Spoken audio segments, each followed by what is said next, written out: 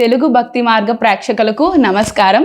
ఈరోజు మనతో పాటు ఉన్నారు ప్రముఖ జ్యోతిష్య నిపుణులు పెరవల్లి విశాలాక్షి గారు. అమ్మ నమస్కారం.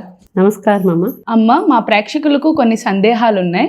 మీ ద్వారా ఆ సందేహాలు తెలుసుకుందాం అనుకుంటున్నాం. రత్నాలు ధరిస్తే నిజంగా అదృష్టం వరిస్తుందంటారా? చాలా చక్కటి ప్రశ్న వేసావమ్మా. ఇది చాలామందికి సందేహాలు ఉన్నాయి వీటిల్లోని. రత్నశాస్త్రం అనేది మన జాతకాల్లోని ఒక ముఖ్య భాగం. జాతక భాగంలో ఒక ముఖ్య భాగం రత్నాలు. నవగ్రహాలకి 9 రకాల రత్నాలు ఉన్నాయి.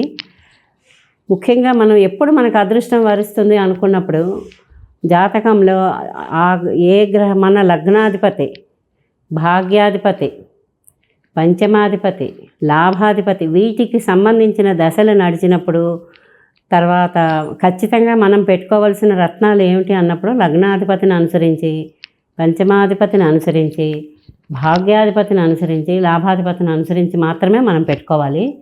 ఇంకా కాదు అనుకున్నప్పుడు ఇంకా కొన్ని పరిస్థితులు ఆ దశలు మనకు అందనప్పుడు మిత్రగ్రహాల దశలు నడుస్తున్నప్పుడు కూడా వాటిని అనుసరించి వాటికి ప్రతి గ్రహానికి ఒక్కొక్క రత్నం సూచించబడింది. ఆ రత్నాలు మనం పెట్టుకున్నప్పుడు ఆ దశలు నడిచినప్పుడు మనకి మిగతా విషయాలన్నిటికీ కూడా ఇవి ఒక సపోర్ట్ అన్నమాట. జాతకంలో మనం అది బాగుండాలి, ఆ గ్రహ పరిస్థితి బాగుండి ఆ దశ బాగున్నప్పుడు ఇవి కూడా వాటికి ప్రముఖ పాత్ర వహిస్తాయి.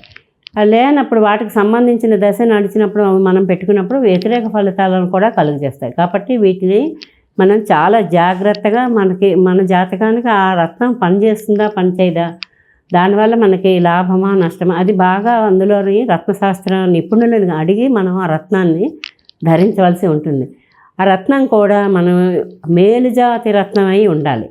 నకిలీవేవి పనికిరావు, నకిలీవి మనం పెట్టుకోకూడదు. తర్వాత వాటిని మనకి అవి పనిచేస్తాయా లేదా అని చిన్న టెస్టింగ్, అంటే మనం అవి డైరెక్ట్గా వెండిలోను బంగారంలోనూ చేయించి పెట్టుకున్నాక అవి మనకి సరిగా పనిచేయక వ్యతిరేక ఫలితాలు అవి వస్తాయి అనుకున్నప్పుడు ఇబ్బంది పడతాం. ఏమంటే అంత ఖర్చుతో కూడుకున్న పని వ్యయ ప్రయాసాల కోర్చి మనం రత్నాన్ని అమర్చుకుంటాం.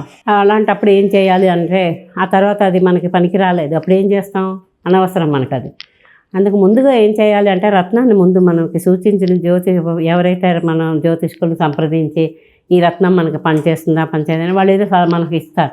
ఆ రత్నం ఒక్కటే ముందు మనం ఏది కూడా వెండి బంగారంలో ముందు పెట్టకుండా ముందు దాన్ని మనం తీసుకొచ్చి కొనుక్కొని, ఒకవేళ నాకు ఇది అవసరం లేనప్పుడు నేను మళ్ళీ దాన్ని మార్చుకుంటాను వేరే రత్నం అని చెప్పి తెచ్చి మనకి పడుకున్నప్పుడు తల కింద పెట్టుకొని ఒక 3 రోజులు మన పడుకున్నప్పుడు మన తల దిండు కింద పెట్టుకొని అది మనకి కళలు అవి సరిగా మంచి స్వప్నాల్లో మంచి స్వప్నాలు వస్తున్నాయా, లేకపోతే మనకి హాయిగా నిద్ర పడుతున్నారా, చికాగ్గా ఉందా, మరి నిద్ర లేక మీ గట్రా ఉన్నాయా, ఇవన్నీ మనం అబ్జర్వ్ చేయాలి.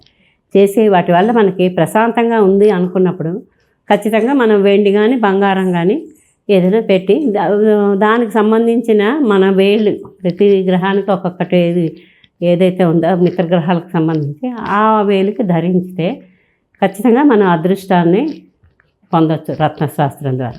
చాలా బాగుందమ్మా, చాలా చక్కటి సందేహాన్ని అడిగావు.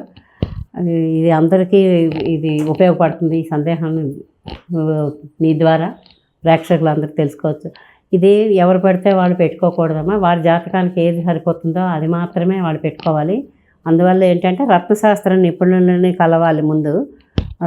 అంటే రత్నాన్ని సూచించినప్పుడు రత్నశాస్త్ర నిపుణులు ఆ రత్నము మేలు రకమైనదా, డూప్లికేట్ల నకిలీదా అనేది తెలుసుకుంది. తర్వాత ముందు ఫస్ట్గా మన జాతకం చూపించుకొని మన జాతకానికి ఏ రత్నం సూట్ అవుతుంది, ఏది సరిపోతుంది అన్నది మనం చూసుకొని అప్పుడు మాత్రమే పెట్టుకోవాలి. అన్నీ అందరికీ సెట్ అవ్వవు. సాధారణంగా ఏ గ్రహానికి ఏ రత్నం పెట్టుకోమంటారమ్మా? నవగ్రహాలమ్మా, నవగ్రహాలకు సంబంధించిన రత్నాలు ఉన్నాయి. రవికి కెంపు, చంద్రుడికి ముత్యం, తర్వాత కుజుడికి పగడం, బుధుడికి పచ్చ, జాతి పచ్చ అంటాం. అలాగే గురువుకి పుష్యరాగం, అందులో మళ్ళీ రకాలు ఉన్నాయి. శ్వేత పుష్యరాగం అని మళ్ళీ పసుపు ఉన్నాయి. వాటిలో గురువు పరిస్థితిని బట్టి మనం జాతకం రీత్యా ఏది పెట్టుకోవాలనేది జ్యోతిష్కులు నిర్ణయిస్తారు. తర్వాత శుక్రుడికి వజ్రం, శనికి నీలం అని, నీలమణి కూడా చాలా ఇంద్రనీలాలు అవి చాలా బాగుంటాయి. అవి మనం ఖచ్చితమైన రత్నాన్ని చక్కగా రత్నశాస్త్ర నిపుణులను అడిగి తెలుసుకొని పెట్టుకుంటే మనకు మంచి ఫలితాలు వస్తాయి. రాహువుకి గోమేధికం, కేతువుకి పిల్లి కన్నురాయి అని ఇవి ఈ రత్నాలను సూచించబడ్డాయి సనాతనంగా మన రత్నశాస్త్రంలో. ఈ దశలు నడిచినప్పుడు ఈ గ్రహాలకు సంబంధించిన దశలు నడిచినప్పుడు అవి మన జాతకంలో ఫేవరబుల్గా ఉండాలన్నమాట. అంటే శుభకరులై ఉండాలి మన లగ్నానికి. అందులో ఏ గ్రహానికి సంబంధించే దశ నడిచినప్పుడు దానికి సంబంధించి వాళ్ళు మనకు శుభమే చేస్తారు అనుకున్నప్పుడు దానికి సంబంధించిన రత్నాన్ని కూడా చేసుకున్నప్పుడు ఒక సపోర్టివ్గా పనిచేస్తుంది మన జాతకాన్ని. కేవలం రత్నం పెట్టేసుకున్నాము మాకేదో అయిపోతుంది అనకూడదు. ఇప్పుడు ఉదాహరణకి ఎగ్జామ్ రాస్తాము, వాళ్ళు ఎగ్జామ్ ఏదో బాగోలేదు, కొంచెం శని పీరియడ్ నడుస్తున్నది, కొంచెం చదివిన మర్చిపోతున్నాము, లేకపోతే పరీక్ష రాయడం జ్ఞాపక శక్తి కానీ తగ్గింది, ఇలా ఏదైనా అనుకున్నప్పుడు వాళ్ళు రాయి చెప్తారు నీలమని.